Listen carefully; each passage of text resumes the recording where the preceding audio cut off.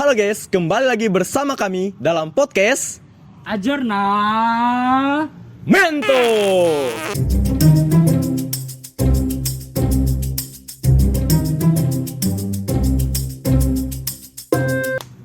Kali ini kita bersama dengan Frater Pascalis Ronaldo dan saya, Frater Jose Perianto,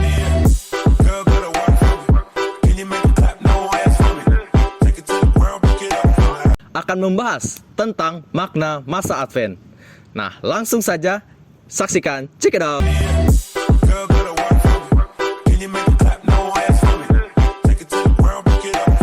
Pertanyaan pertama, Frater, kenapa sih orang Katolik mempunyai masa Advent sebelum merayakan Natal? Nah, ini yang perlu kita tahu ya. Masa Advent adalah masa sebelum Natal. Nah, kita semua sudah tahu ini. Pertanyaannya, kenapa orang Katolik merayakan masa Advent dulu sebelum merayakan Natal?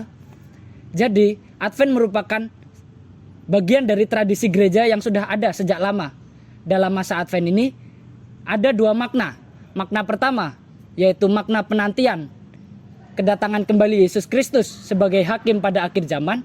Dan makna yang kedua adalah makna penantian kelahiran Yesus Kristus pada 25 Desember. Nah, makna yang pertama ini sudah dihidupi oleh gereja sejak abad keempat.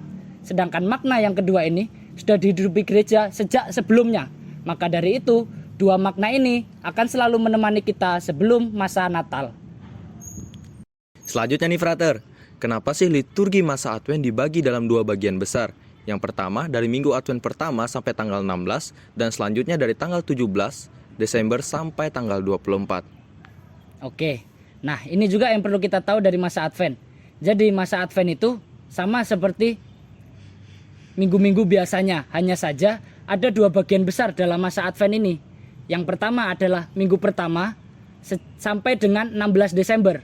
Nah, pada minggu pertama sampai dengan 16 Desember ini, secara liturgis yang dirayakan oleh gereja adalah penantian eskatologis atau penantian Yesus Kristus yang kedua pada akhir zaman.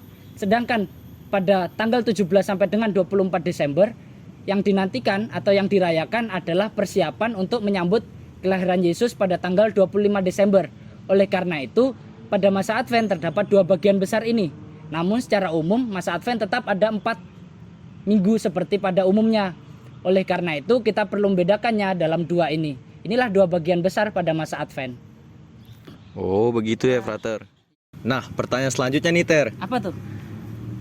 Kan masa Prapaskah dan masa Advent mempunyai warna liturgi yang sama, yaitu warna ungu. Lalu apa sih perbedaan dan persamaan di antara keduanya? Oke, jadi persamaannya sudah disebutkan tadi ya. Persamaan masa Advent dan masa Prapaskah itu sama-sama menggunakan warna ungu. Kemudian untuk perbedaannya, pada masa Advent ini pertobatan yang kita lakukan adalah pertobatan untuk menyambut kedatangan Yesus pada hari Natal tanggal 25 Desember.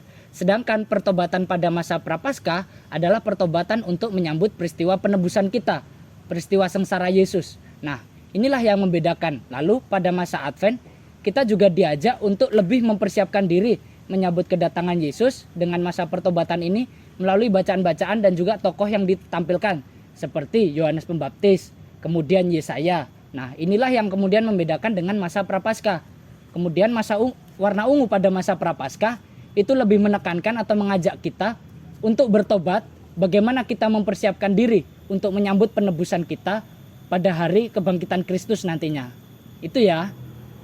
Oh, begitu ya Frater. Jadi terima kasih ya atas informasinya. Sama-sama. Nah guys, sekian episode tentang masa Advent dan nantikan episode-episode selanjutnya dalam podcast Ajorna Mento.